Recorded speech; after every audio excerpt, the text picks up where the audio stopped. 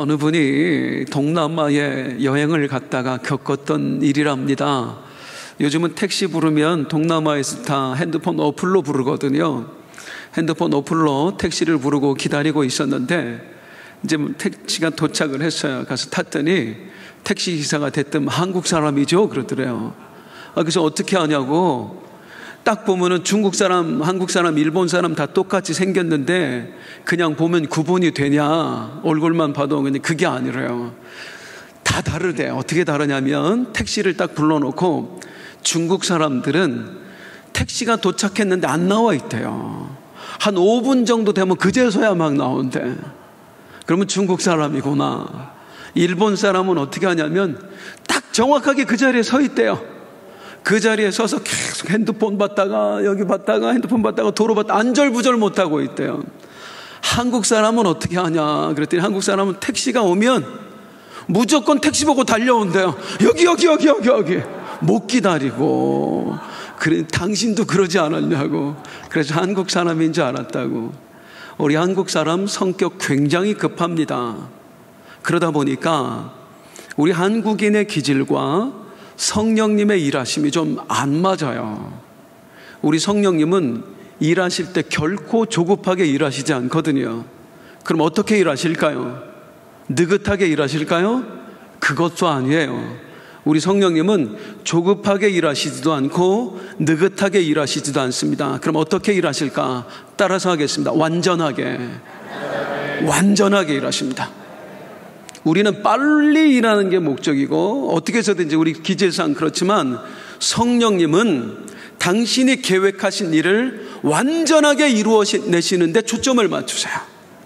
그러다 보니까 우리 입장에서는 이 성령님의 일하심이 답답하게 느껴지는 겁니다. 그런데 아니에요. 성령님은 당신의 일을 계획하시고 구체적으로 어떻게 실행하실지 설계도까지 다 그려놓으신 다음에 그 설계도에 따라서 차근차근 한 걸음 한 걸음 당신의 일을 완전하게 이루어내십니다. 그래서 이 성령님의 일하심을 성경은 어떻게 표현하냐면, 자, 로마서 8장 28절입니다. 시작. 우리가 알거니와 하나님을 사랑하는 자 곧 그의 뜻대로 부르심을 입은 자들에게는 모든 것이 합력하여 선을 이루느니라. 할렐루야. 따라하겠습니다. 모든 것이 합력하여 선을 이루느니라. 이 모든 것 안에 뭐가 들어가 있어요? 하나님의 계획. 이렇게 해야 되겠다. 그걸 이루어야 되겠다. 그런데 그 일을 이루어가는데 이렇게 이 순서에 따라서 해야 되겠다. 설계하시고 그 설계도에 따라서 당신의 일을 이룰 사람을 선택하시고 또 그 사람이 당신의 일을 이루어갈 능력을 갖추도록 훈련하시고 그 사람이 훈련되어 마음껏 사역할 수 있도록 하나님은 밑작업까지 다 하시고 그렇게 모든 것이 합력하여 선을 이루게 당신이 계획하신 바를 이루게 하시는 분, 그분이 바로 우리 하나님이십니다. 성령님이십니다. 그래서 성령님의 일하심은 결코 조급하지 않다. 어떻다? 완전하시다. 그 성령님의 완전하심이 때로는 우리에게 너무 답답하게 느껴지는 거예요. 또 너무 느긋하게 느껴지는 거예요. 그런데 그렇지 않다고요. 성령님은 완전하게 일하십니다. 빈틈이 없이, 실수가 없이, 조금의 오차가 없이 완전하게 일하십니다. 지금까지 사도행전의 역사를 보자는 말이에요. 성령님이 어떤 계획을 세우셨지요? 복음이 땅끝까지 전해져서 천하 만민을 구원하게 하는 것, 이걸 계획을 하셨습니다. 그리고 그 계획을 급하게 진행하시는 거 아니에요. 당신의 설계도에 따라서 차근차근 진행하세요. 간단하게 살펴보면 땅끝까지, 즉 이방인에게 복음을 전할 사람 뭐 여러 명이 있지만 그 중에 대표적인 사람 누구? 바울을 선택하세요. 그리고 이 바울이 마음껏 사역할 수 있는 환경을 따로 조성을 하시는 거예요. 어떻게? 많은 일들이 있었지만 그 중에 핵심은 무엇이었습니까? 베드로 사도를 통해서 초대교회 성도들, 특히 예루살렘 교회 성도들의 편견을 깨우십니다. 어떻게? 이때까지 그들은 어떻게 생각했습니까? 복음은 오직 누구에게만 전해야 된다? 유대인에게만 전해야 된다. 그런데 그 생각을 깨워나가시는 거예요. 복음은 누구에게도, 이방인에게도 전해야 되는구나. 이 작업을 함께 진행을 하시는 거예요. 그런데 이 작업이 그냥 단순히 몇 개월 안에 끝나는 게 아니고, 몇 년 안에 끝나는 게 아니고 10여 년이 훨씬 넘게 걸리는 겁니다. 그 하나님의 일하심을 지금까지 우리가 보았던 거예요. 자, 이제 오늘부터는 본격적으로 하나님의 계획에 따라 이제 이방인들에게 복음이 전해지는 이야기, 또 이방인을 위한 교회가 세워지는 이야기, 또 동시에 사도 바울이 본격적으로 사역하게 되는 이야기, 그게 이제 오늘 본문부터 시작이 됩니다. 자, 다시 한번 분명히 말씀드립니다. 이 모든 일은 누가 하신다고요? 성령님이 하시는 거예요. 베드로가 한 거 아닙니다. 바울이 한 거 아닙니다. 성령님이 하셨습니다. 베드로도 바울도 전부 다 성령님의 도구였을 뿐이에요. 이 사도행전을 보면서 우리는 베드로가 대단하네, 바울이 대단하네 해서는 안 됩니다. 이들을 변화시켜서 쓰신 우리 성령님이 대단하네 해야 됩니다. 그래서 사도행전은 뭐라고 불러야 더 마땅하다? 성령행전. 따라하겠습니다. 성령행전. 사도행전의 역사의 주인공은 성령님이십니다. 자, 그 성령님의 일하심을 함께 살펴보도록 하겠습니다. 성령께서 이방인들에게 복음 전하게 되는 어떻게 일하시는가? 자, 사도행전 11장 19절입니다. 시작. 그때에 스데반의 일로 일어난 환란으로 말미암아 흩어진 자들이 베니게와 그브로와 안디옥까지 이르러 유대인에게만 말씀을 전하는데, 이제 본격적으로 이방인들에게 말씀 전하게 되는, 그 이방인들에게 복음이 들어가는 이야기가 시작이 돼요. 근데 따라서 할게요. 그때가 언제예요? 예루살렘 교회의 성도들의 편견이 깨졌을 때에. 지금까지 저들은 어떻게 생각했다? 복음은 누구에게만? 유대인에게만. 그들을 베드로를 통해서, 고넬료 집을 구원하는 그 과정을 통해서 그들이 가졌던 생각을 완전히 깨트리신단 말이에요. 복음은 누구에게도 전해야 된다? 이방인에게도 전해야 된다. 그 사건이 일어난 그때에, 그러니까 동시다발적으로 성령님께서 수천 킬로미터가 떨어져 있는 지역에서 동시에 일하고 계신 거예요. 영이시니까 시간을 초월해서, 장소를 초월해서, 공간을 초월해서 지금 동시에 일하고 계신 거예요. 자, 그때에 성령께서 어떻게 일하셨나 다시 한번 보겠습니다. 시작. 그때에 스데반의 일로 일어난 환란으로 말미암아 흩어진 자들이 베니게와 그브로와 안디옥까지 이르러 유대인에게만 말씀을 전하는데, 스데반의 일로 말미암아 흩어진 자들이, 그랬습니다. 스데반의 순교 이후에 대대적인 박해가 기독교의 시작이 되었죠. 그래서 많은 사람들이 어떻게 되었어요? 흩어졌어요. 그런데 솔직히 우리가 그 장면들을 봤습니다만 이들은 흩어진 게 아니라 도망쳤습니다. 살기 위해서 사실은 도망친 거예요. 그런데 성경은 이들이 도망쳤다 하지 않고 흩어졌다 합니다. 왜? 이 모든 게 하나님의 계획 안에 일어난 일이기 때문이에요. 저들 입장에서는 도망친 게 맞아요. 그런데 성령께서는 그 도망친 자들로 하여금 뭐하게 하셨어요? 맨 끝에 말씀을 전하는데, 도망친 것으로 그치는 게 아니라 도망친 사람들로 하여금 그곳에서 말씀을 전하게 하셨어요. 이 말씀 전하는 것도 하나님의 계획 따라 일어난 일입니다. 그렇기 때문에 내 입장에서는 도망쳤지만 성령님의 입장에서는 내가 너를 이쪽으로 보내서 사용한 거야. 그래서 성경은 흩어졌다 그렇게 표현하는 겁니다. 우리가 보는 관점과 성령님이 보는 관점은 늘 다른 거예요. 우리는 우리 입장에서만 본단 말이에요. 그런데 성령님의 계획 안에서 모든 일이 일어납니다. 지난번에도 말씀드렸지만 우리가 안산에 왜 왔어요? 먹고 살려고도 왔고, 어떤 분은 다른 데서 망해서도 왔고, 피난 온 사람들도 있어요. 내 입장에서는 그렇게 왔지만 성령님 입장에서는 그게 아니었다고요. 성령님 입장에서는 나를 이 안산 땅에 일부러 보내신 거예요. 안산 빛나게 만나게 하신 거예요. 유재명 목사님을 통해서 나는 누구인가, 나는 누구여야 하는가, 내 정체성을 깨닫게 하신 거예요. 그러면서 다시 복음 앞에 서서 이제 내 인생 주님을 위해 살아야 되겠구나, 이렇게 나를 바꿔놓으시고 아무것도 몰랐던 나를 예수도 알게 하시고 하나님 나라를 위해 살게 하시고, 내 입장에서는 안산에 그냥 먹고 살 게 없어서 왔고 피난 온 거고 도망치다시피 왔지만, 성령님이 나를 보내셨구나, 이곳에 심으셨구나, 그렇게 된다는 겁니다. 지금 이 초대교회 성도들 역시 마찬가지였습니다. 그들은 도망쳤지만 성령님은 도망쳤다 하지 않으세요? 흩어졌다 했습니다. 이 흩어진 자들이 어디까지 흩어졌죠? 19절 다시 보면은 베니게와 구브로와 안디옥까지 흩어졌다 합니다. 이거 좀 설명이 필요한데 지리 설명을 좀 하겠습니다. 이스라엘은 길쭉하게 생겼어요. 그래서 우리나라는 경상남도, 경상북도, 전라남도, 전라북도, 충청남도, 북도, 경기도, 강원도 이렇게 있지만, 이스라엘은 크게 세 개의 도로 나눌 수가 있습니다. 본문 다시 띄워놔 주세요. 세 개의 도로 나눌 수 있는데, 맨 밑에 있는 도가 어떤 도예요? 유대도입니다. 유대도 위에 사마리아도가 있는 겁니다. 사마리아도 위에 갈릴리도가 있는 겁니다. 유대와 사마리아와 갈릴리, 이게 이스라엘의 3대 지역입니다. 큰 지역입니다.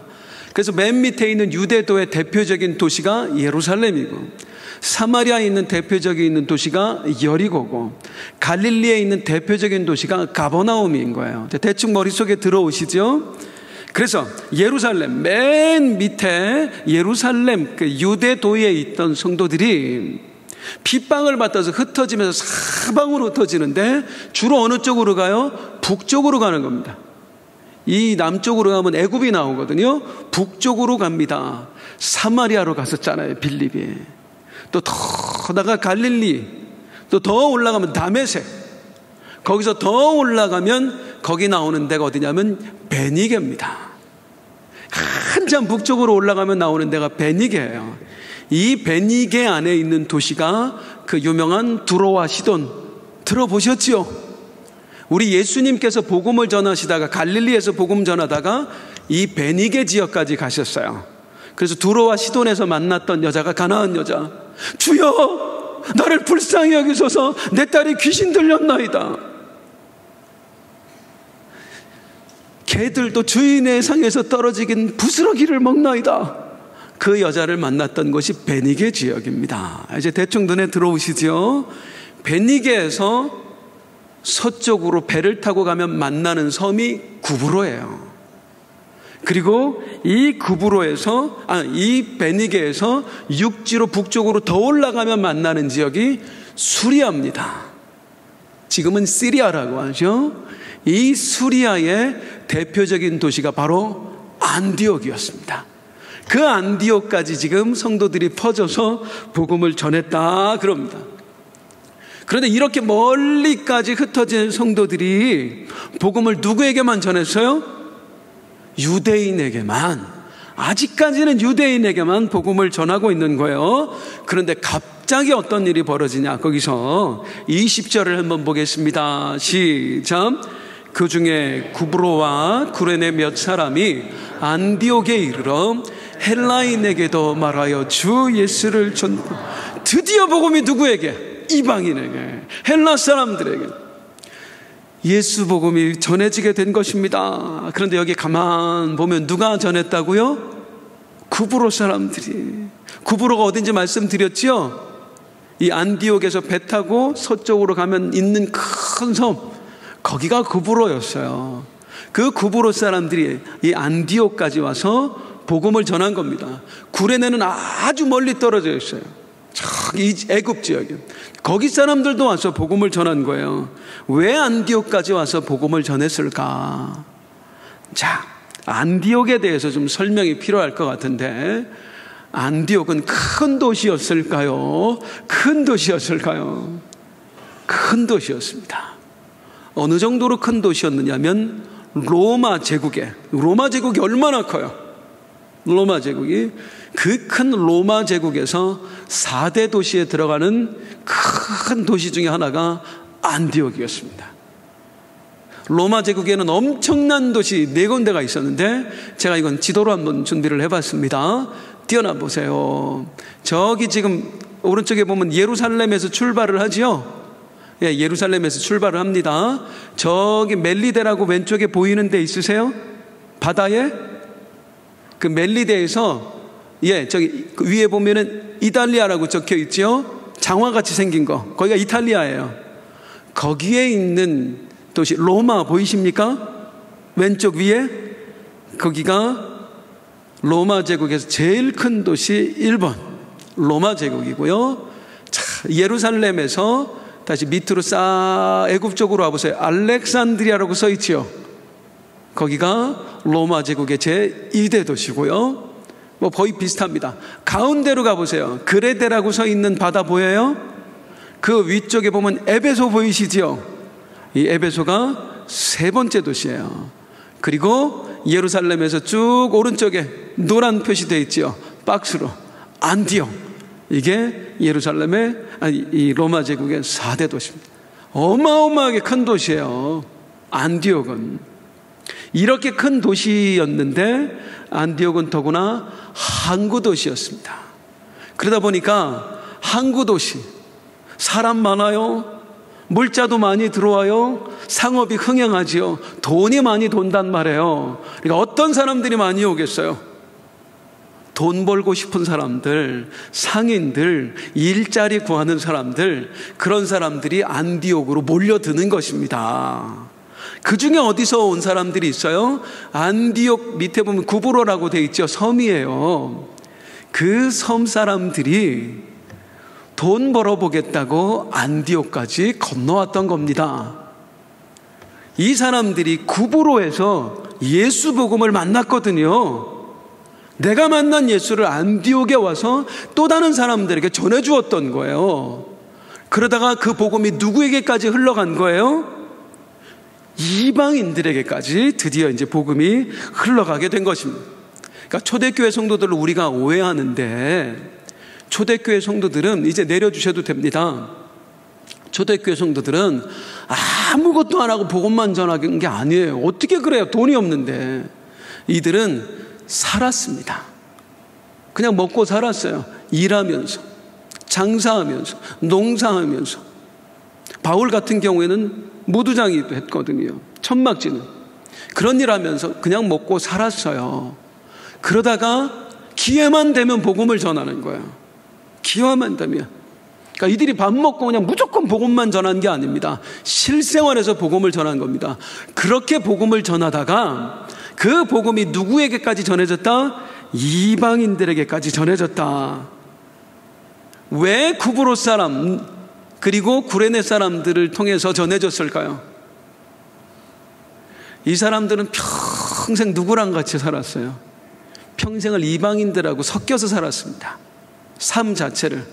그러다 보니까 태어날 때부터 이방인에 대한 편견 자체가 없는 거예요. 그러니까 하나님이 얼마나 치밀하신지 이 복음이 흩어진 사람들을 통해서 구브로 사람들에게 전해지게 하시고, 이 구브로 사람들은 애초에 뭐가 없어요? 편견이 없단 말이에요. 이방인들에 대한. 그러니까 그 구브로 사람들이 먹고 살기 위해서 안디옥에 갔다가 이방인들에게까지 복음을 전해서 거기서 이제 이방인들이 본격적으로 예수님을 영접하게 되었다. 그 복음이 이제 오늘 우리에게까지 오게 된 것입니다. 이제 이렇게 자연스럽게 흘러가요. 하나님은 억지로 하지 않았어요. 그러니까 저들의 삶 속에 침투하셔서 자연스럽게 한 걸음 한 걸음 이 일들을 이뤄내신 겁니다. 자, 그래서 그 하나님이 하셨다는 걸 성경은 뭐라고 표현하냐면 이방인들이 복음을 영접했다 하는데 21절 한번 보세요. 21절 시작. 주의 손이 그들과 함께 하심에 수많은 사람들이 믿고 주께 돌아오더라. 누가 하셨다? 주님이 하셨다. 이 모든 일을 이루어 가시는 분은 바로 주님이셨습니다. 성령님이셨습니다. 사람은 도구일 뿐이에요. 베드로가 대단하지 않습니다. 바울이 대단하지 않습니다. 구브로 사람들이 대단한 게 아닙니다. 우리 성령님이 대단하신 것입니다. 우리와 함께 하시는 성령님이 대단하신 거예요. 자, 이제부터 제가 누구 하면은 우리 성도님들께서 성령님 하고 대답하시면 돼요. 자, 누구? 스데반의 순교 이후에 성도들을 구브로까지 흩어지게 하신 분이 누구? 성령님이요. 그 복음을 듣고 구브로 사람들로 하여금 믿게 하신 분이 누구? 예수 믿게 된 구브로 사람들로 하여금 안디옥까지 건너가게 하신 분이 누구? 저들을 통해 안디옥의 이방인에게 복음을 깨닫게 하신 분이 누구? 이와 동시에 예루살렘에 있는 성도들의 편견을 깨뜨려 가고 계신 분이 누구? 다 성령님이 하시는 거예요. 이 일을 차근차근, 또 어떤 일은 급하게, 동시에 완전하게 지금 이루어가고 계십니다. 다 성령님 하셨어요. 다시 말씀드립니다. 성령님 절대로 조급하지 않습니다. 그렇다고 해서 느긋하지도 않으십니다. 우리 성령님 어떻게 일하신다고요? 완전하게. 따라하실게요. 완전하게. 완전히 아주 치밀하세요. 한 걸음 한 걸음 정확하게 일하시는 분이에요. 자, 그 성령님의 인도하심 따라 주의 손이 함께 하심에 구브로 사람들을 통해서 이방인에게 드디어 복음이 전해졌고 그들이 예수님을 믿게 되었습니다. 이 소식이 어디에까지 전해져요? 예루살렘에까지 전해집니다. 그런데 예루살렘에 전해지기 전에 이미 성령님이 무슨 작업해 놓으셨다고요? 예루살렘 성도들의 편견을 다 깨뜨려 놓으셨다고요. 이 순서와 타이밍이 안 맞으면 이 일이 제대로 진행이 안 되는 겁니다. 성령님은 동시에 이 타이밍을 맞춰가면서 일하시는 거예요. 완전하게 일하시는 거예요. 저들에게 복음이 전해지기 바로 직전에 예루살렘 성도들을 깨워버리시는 거예요. 그때에 그러시잖아요. 얼마나 치밀하신 성령님이십니까? 이분이 내 삶을 이끌어가고 계신 게 얼마나 감사한지 몰라요. 얼마나 감사한지 몰라요. 자, 그래서 예루살렘 교회가 어떻게 하는가? 22절 함께 보겠습니다. 시작. 예루살렘 교회가 이 사람들의 소문을 듣고 바나바를 안디옥까지 보내니, 저들이 이제 예수 믿었으니까 이제 예수 믿은 초신자들, 양육할 목회자가 필요하잖아요. 그래서 목회자 한 사람을 선택해서 보내는데 누구를 보냈다? 바나바를 보내는. 그리고 이제 이 바나바가 사역을 하다가 누구를 데리고 와요? 바울을 데리고 와요. 그래서 바울과 바나바가 이제 안디옥 교회에서 사역을 하게 되고, 거기 있다가 나중에 본격적으로 이제 드디어 선교사로 파송받게 되면서 바울 사도의 위대한 사역이 시작이 되는 겁니다. 그 안디옥 교회가 설립되는 이야기가 오늘 본문 이야기인 거예요. 자, 이제 무엇에 대해서 말씀을 좀 나눠보겠느냐면, 왜 바나바였고 왜 바울이었을까? 이제 거기에 대해서 한번 말씀을 나눠보도록 하겠습니다. 먼저 왜 바나바였나? 자, 예루살렘 교회는 안디옥에 예수 믿는 사람들이 생겨났다는 소식을 듣고 누구를 보냈다? 바나바를 보냅니다. 왜 바나바였을까요? 많은 사람들이 있잖아요. 사도들도 있잖아요. 그 사람들 다 놔두고 왜 바나바를 보냈을까요? 다시 안디옥 교회 이야기를 해보겠습니다. 안디옥 교회가 어떻게 구성이 처음 됐는가, 어떻게 설립이 되었는가 보면 사도행전 11장 20절 다시 한번 볼게요. 시작. 그 중에 구브로와 구레네 몇 사람이 안디옥에 이르러. 자, 어디 사람? 누가? 구브로 사람들하고 구레네 사람들이 복음을 전해서 설립된 교회가 안디옥 교회였습니다. 그러니까 이 안디옥 교회의 개척 멤버, 또 중심 인물들이 누구예요? 구브로 사람들이야. 구브로 사람들이야. 자, 이런 곳에 만약에 성도님들 목회자를 파송한다면 어떤 사람 보내시겠습니까? 어떤 사람? 그들과 소통할 수 있는 사람을 보낸단 말이에요. 그들의 문화를 알고 그들을 가장 잘 이해해 줄 수 있는 사람, 그 사람 보내야 교회가 평안하지 않겠어요? 그래서 선택된 사람 바나바였습니다. 바나바는 최적의 인물이었거든요. 이 안디옥 교회 왜였을까요? 사도행전 4장 36절 한번 보세요. 파란 글씨 시작. 구브로에서 난 레위족 사람이 있으니 그게 누구예요? 바나바였습니다. 바나바의 고향이 구브로였어요. 이 안디옥 교회 자체가 지금 핵심 멤버들, 개척 멤버들이 구브로 사람들이란 말이에요.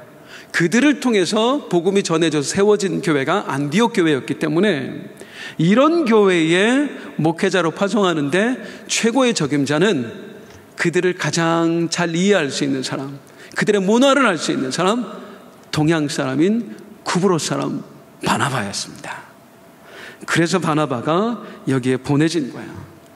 이거 생각보다 참 중요합니다. 제 얘기를 좀 해볼게요. 제가 우리 안산 빛나교회에서 위임을 받고 나서 2년 전에 위임을 받고 나서 우리 성도님들께서도 저를 받아들이실 과정이 필요했겠습니다만 저도 역시 마찬가지였습니다. 순종은 하긴 했지만 제가 과연 이 순종하는 게 맞나? 여기 있는 게 맞나? 아니면 청빙받았던 교회로 그냥 가는 게 맞나? 제 아내는 사실 싫다고 했어요. 지금 폭로하는 건데요. 그냥 가자고 했어요. 그 마음은 솔직히 이해하시겠죠? 예, 그냥 갑시다 여보 했는데 이제 기도하고 하나님께 음성을 듣고 결정을 한 거였어요. 그런데 미국을 이제 그 마음을 가지고 미국에 가는데 영 편치 않은 거예요. 계속해서 고민이 되었어요. 이게 맞나? 이게 맞나? 할 때 LA 은혜하는 교회 한기용 목사님, 담임 목사님을 만나 뵈었는데 제 손을 잡아주시면서 하셨던 말씀, 유 목사 잘했어. 누가 뭐래도 나는 잘했다고 생각해. 왜요 목사님? 저는 능력이 없는데요. 그랬더니 아니야. 다른 걸 다 떠나서 담임 목회자와 교회는 영적 DNA가 같아야 돼. 유 목사는 안산 빛나교회 유재면 목사님 밑에서 훈련 받았잖아. 누구보다도 빛나교회를 잘하는 사람이잖아. 하나님은 그거 하나 때문이라도 나는 유 목사를 선택하셨다고 생각을 해. 하면서 목사님 무슨 얘기를 하냐면 우리 한경 목사님께서 LA 은혜 한인교회 있기 전에 샌디에고 갈보리 교회라는 곳에서 사역을 하셨어요. 70명 모였던 교회를 1200명까지 부흥시켰습니다. 그러다가 LA 은혜 한인교회 김광신 원로 목사님 은퇴하시면서 이제 청빙받아 오신 거예요. 사실 그 당시만 해도 청빙받아 오실 때만 해도 샌디에고 갈보리 교회가 훨씬 성도가 많았어요. 그런데 하나님의 음성을 듣고 순종하여 오신 거예요. 그러면서 저에게 하는 얘기가 뭐냐면 내가 참 마음이 아픈 게 있어. 뭡니까? 내가 샌디에고 갈보리 교회를 나오고 나서 목사가 4번이나 바뀌었어. 지금도 담임 목사가 공석이야. 왜 그러냐면 계속 성도님들하고 안 맞는 목회자들이 왔던 거예요. 그래서 그 얘기를 하셨는데 그렇군요 하는데 이게 머릿속에 잘 와닿질 않더라고요. 그랬다가 이제 몇 주 후에 제가 제 아내와 함께 교회들을 탐방하는 중에 한 한인 교회를 가게 되었습니다. 그 교회 그날 강사가 누구냐면 담임 목사님이 그 교회 강사를 하시는 게 아니라 샌디에고 갈보리 교회를 중간에 담임하셨다가 사임하셨다. 그 목사님이 그날 설교를 하셨어요. 우연히. 이분이 설교하시면서 뭐라고 말씀하시냐면 샌디에고 갈보리 교회에서 본인이 쫓겨났다는 거예요. 쫓겨나게 된 이유는 자기가 방언을 못하는데 성도들이 방언도 못하는 목사라고 자기를 쫓아냈다는 거예요. 그래서 참 성도들 대단하다 그렇게 생각했는데 나중에 실체를 알게 되었습니다. 샌디에고 갈보리 교회 성도들을 만나게 됐는데 그분들을 통해서 듣게 된 이야기는 이 목사님이 오셔서 방언은 성경적이지 않으니까 하시지 말아야 됩니다 했던 거예요. 그러면서 이 교회는 원래 막 한기용 목사님 때부터 뜨거워서 새벽에만 방언하면서 막 부르짖고 기도하는 교회인데 방언을 못하게 하니까 성도들이 너무 답답한 거예요. 이게 안 맞으니까 결국에 결별할 수밖에 없고 그게 목사님에게도 상처가 되고 성도님들에게도 상처가 되고 이 영적 DNA가 맞는다는 게 얼마나 중요한지. 그러면서 제가 거기서 하나님의 음성을 들은 거예요. 나같이 부족한 사람을, 나같이 못나고 자격 없는 사람을 하나님께서 왜 안산 빛나교회 후임 목사로 세우셨을까 하는데 그래, 이게 중요한 이유겠구나. 영적 DNA가 같다는 것, 함께 영적으로 소통할 수 있다는 것, 하나님 이거 보셨구나. 그냥 그러고 주님이 나를 세우셨다 그렇게 믿으니까 그 다음부터요 마음이 흔들리지 않는 거예요. 담대함이 생기는 거예요. 어떤 일을 하실 때에 다 하나님께 물으시길 바랍니다. 주님이 무엇을 원하실까를 먼저 생각하시기를 바랍니다. 안디옥 교회 하나님 보시기에는 바나바가 최고의 적임자였습니다. 그들과 함께 소통할 수 있는 사람이었습니다. 그런데 꼭 이유만으로 하나님께서 바나바를 거기에 보내셨을까요?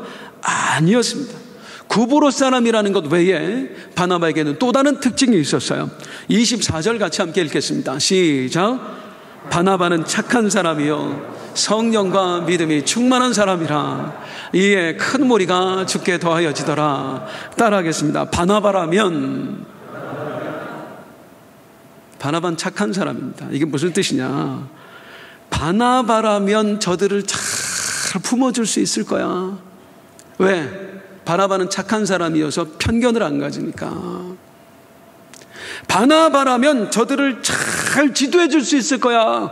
왜? 바나바는 성령과 믿음이 충만한 사람이니까. 즉 바나바는 하나님께도 인정받는 사람이었지만 동시에 사람들에게도 인정받는 사람이었습니다. 그게 우리에게 필요한 거예요. 우리는 사람에게만 인정받는 사람이어서는, 하나님에게만 인정받는 성도여서는 안 됩니다. 내 주변 형제와 자매들에게도 인정받는 사람이어야 됩니다. 그게 제대로 된 신앙생활입니다. 사랑하는 성도님들 모두를 축복합니다. 하나님께도 인정받으시고 믿음의 형제들에게도 인정받는 여러분들 되시기를 소망합니다. 인정받는다는 게 뭐예요? 무슨 일을 할 때, 어떤 일을 말하고 싶을 때에, 기도를 부탁하고 싶을 때에 제일 먼저 떠올려지는 사람이 되라 그 말이에요. 나한테 힘든 일이 있는데 누구에게 기도 부탁을 할까? 누구에게 기도 부탁하세요, 여러분? 제일 영적인 사람, 정말 나를 사랑해 줄 사람, 나를 위해 함께 울어줄 사람, 그게 인정받는 거예요. 그런데 이 유호승 같은 사람은 어떤 때 떠오르냐? 내가 막 누굴 흉을 보고 싶어. 이야, 유호승 목사한테 전화하면 나랑 같이 열심히 흉을 봐주겠구나. 이건 인정 못 받는 거예요. 그 사람도 나를 아는 거예요. 저 사람은 욕하길 좋아해. 좋은 일에 떠올려지는 게 진짜 인정받는 겁니다. 좋은 일에. 야, 이 안디옥에 누구를 보내면 좋을까? 적어도 이방인에 대한 편견이 완전히 없어야 될 텐데, 저들을 영적으로 잘 양육해야 될 텐데, 그리고 저들을 사랑으로 품어줄 수 있는 사람이어야 될 텐데, 바나바지요.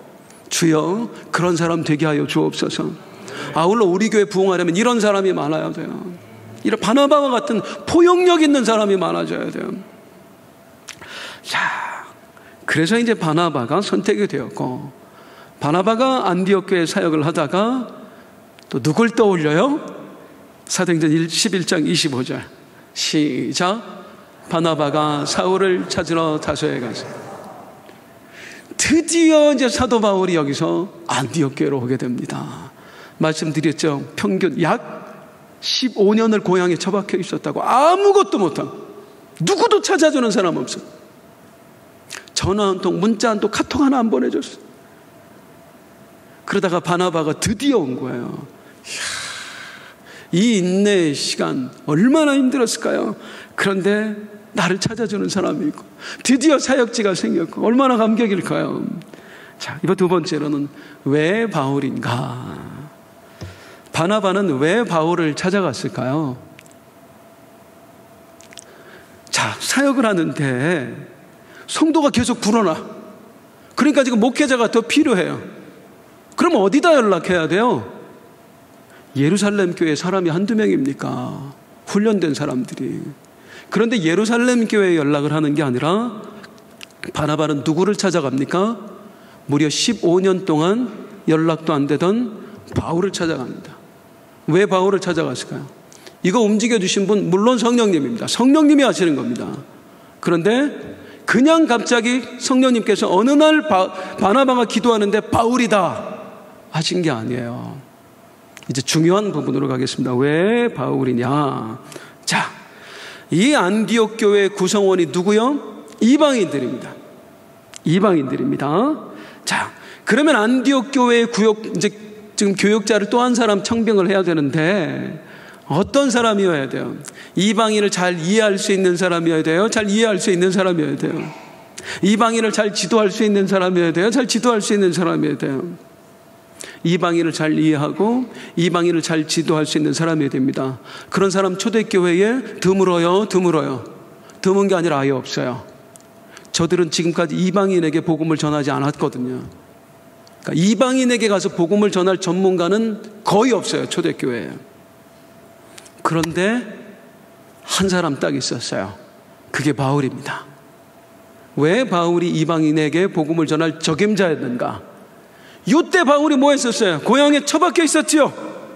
바울은 고향에만 처박혀 있었던 게 아닙니다. 바울이 고백했던 거 몇 주 전에도 봤죠? 갈라디아서 1장 21절에서 23절입니다. 바울이 고백하는 거예요. 시작. 그 후에 내가 수리아와 길리기아의 지방에 이르렀으나 그리스도 예수 안에 그 유대의 교회들이 내 안을 얼굴로는 알지 못하고 이 지방에 왜 갔냐? 23절 시작. 다만 우리를 박해하던 자가 전에 멸하려던 그 믿음을 지금 전한다음을 듣고 바울이 지금 박해하던 유대 기독교인들을 박해하던 바울이 어디에서? 수리아에서 복음 전하고 다니고 길리기아에서 복음 전하고 다녔다고요. 수리아는 큰 도예요.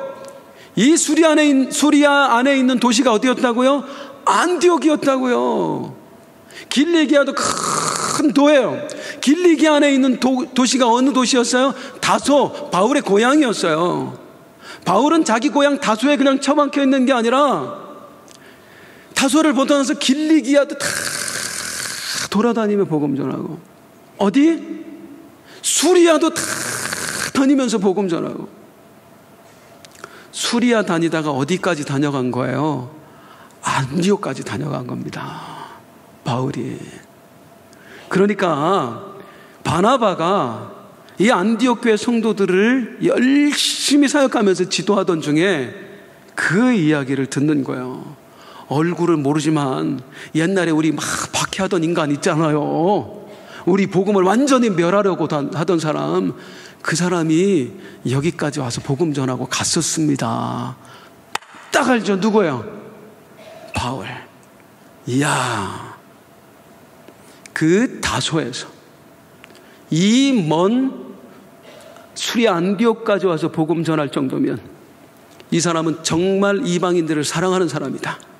열정 있는 사람이다. 그래서 바나바가 그 바울을 찾아가는 겁니다. 그리고 당신 나와 함께 합시다.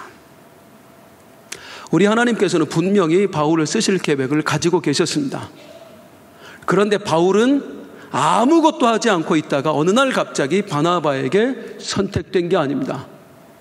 바울은 아무것도 할 수 없는 상황에도 열심히 자기의 주어진 상황에서 최선을 다하며 복음을 전하고 다녔습니다. 나를 써주는 사역지도 불러주는 교회도 없지만 그냥 내가 할 수 있는 한 최선을 다해서 복음을 열심히 전하고 다녔고, 15년 동안 그 소식이 바나바에게 전해지고 바나바가 손을 내밀고, 그래서 사역의 길이 열렸던 것입니다. 바울이 아무것도 하지 않았으면 아무 일도 일어나지 않았습니다. 이것 제 좌우명이에요. 아무것도 하지 않으면 아무 일도 일어나지 않는다. 정말로 그렇습니다. 오늘 어떤 성도님이 그 얘기를 하셔가지고요, 제가 오늘 고민이 많습니다. 이 어려운 시대에 대출을 잔뜩 받아서 사업장을 새로 오픈했거든요. 제가 목사님 설교에 감동을 받고 했습니다. 아무것도 하지 않으면 아무 일도 일어나지 않는다. 뭐라도 해보자. 복 받으려면 기도 많이 하셔야 됩니다. 어이구, 큰일 났다 이거.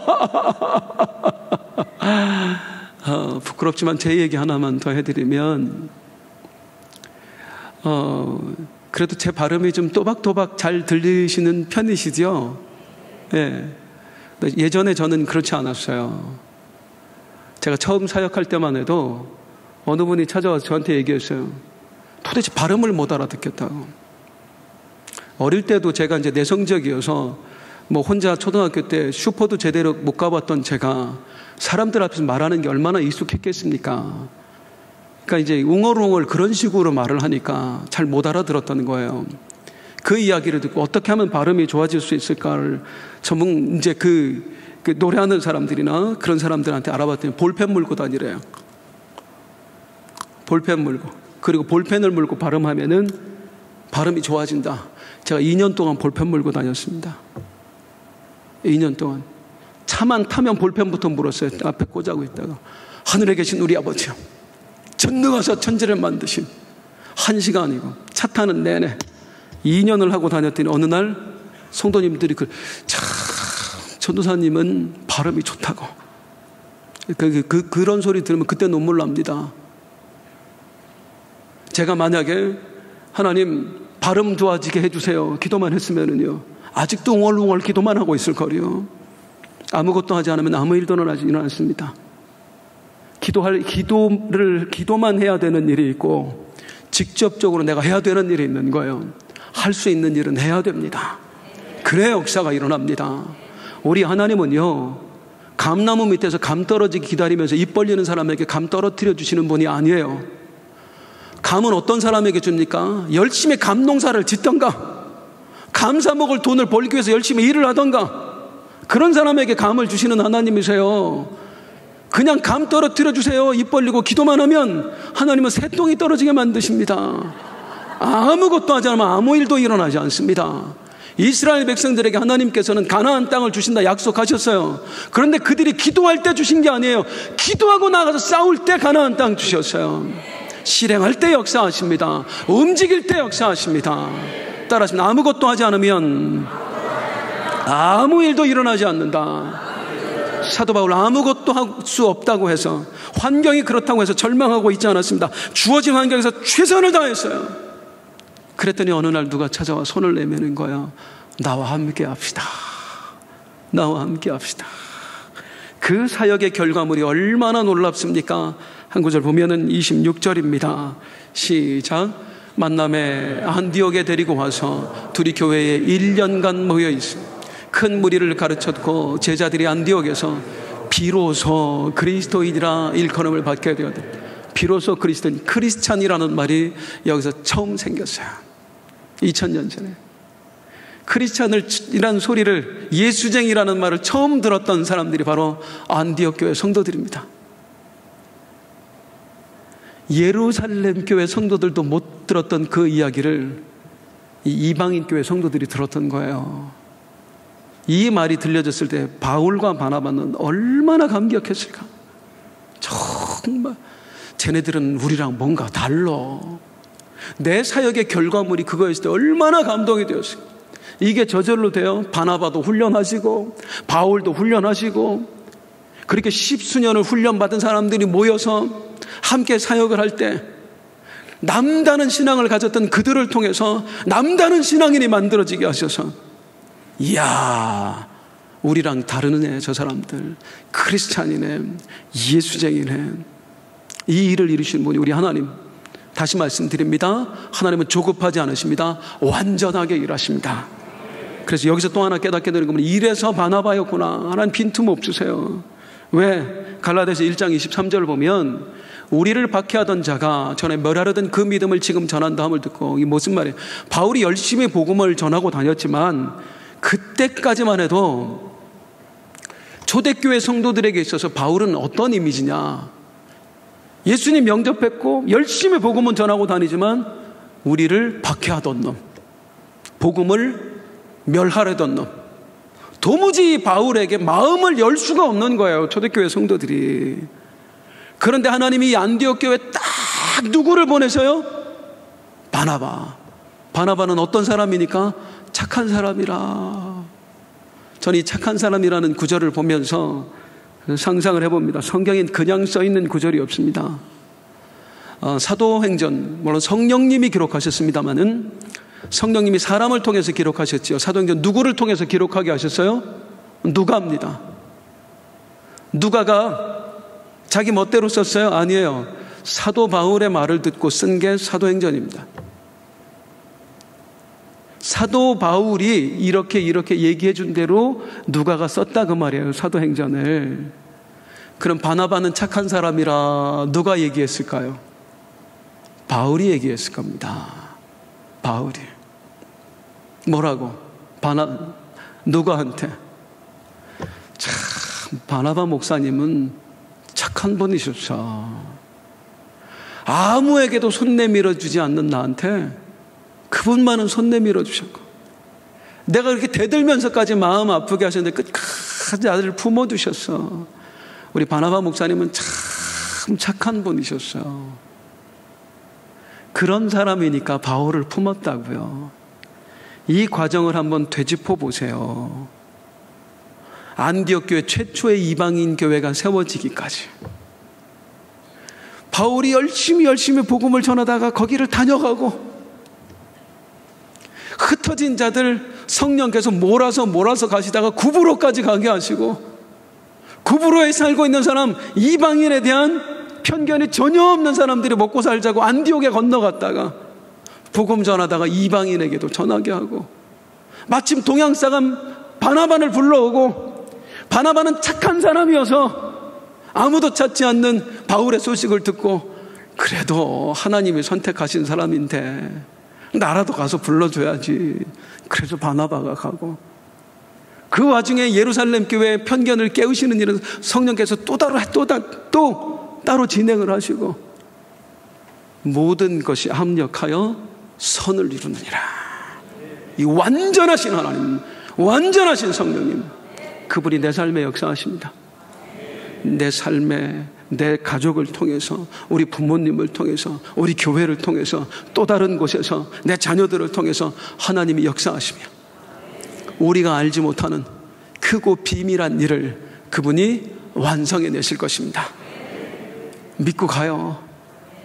지금 당장은 이해가 안 되더라도, 왜 나를 보내지? 왜 나를 가만히 처박아 놓고 안 쓰시지? 이해가 안 돼도 지금 합력하여 우리 하나님이 역사를 모으시고 있는 중이다. 모으시고 있는 중이다. 완전하신 그분이 이루어내실 것이다. 그 믿음 가지고 또 한번 주님 붙들고 승리하십시다. 이 추석 명절 완전하신 주님 붙들고 한번 가보세요. 우리 함께 일어나서 찬송합니다.